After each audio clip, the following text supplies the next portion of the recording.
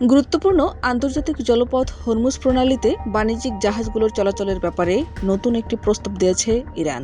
ক্ষমতাসীন ইসলামী প্রজাতন্ত্রী সরকারের একটি সূত্র জানিয়েছে, বাণিজ্যিক জাহাজগুলো যদি হরমুজ প্রণালীর ওমান অংশ দিয়ে চলাচল করতে পারে, ইরান সেক্ষেত্রে হামলা চালাবে না। তবে শর্ত রয়েছে। প্রস্তাবটি তখনই কার্যকর কিংবা বাস্তবায়নযোগ্য হবে যখন ওয়াশিংটন তেহরানের দাবিগুলো মেনে নিতে প্রস্তুত থাকবে।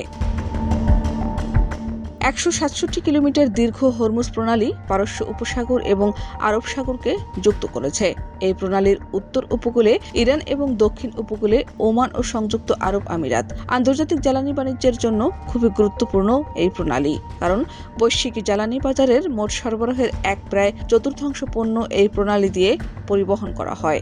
বাংলাদেশ, ভারত, পাকিস্তানের জন্য এই প্রণালীর গুরুত্ব আরও বেশি, কারণ এই তিন দেশের জ্বালানি পণ্যের প্রায় ৮০% হরমুজ দিয়ে আসে। সার, রাসায়নিক ও অন্যান্য পণ্যের পরিবহনের জন্য এই প্রণালী প্রয়োজনীয়।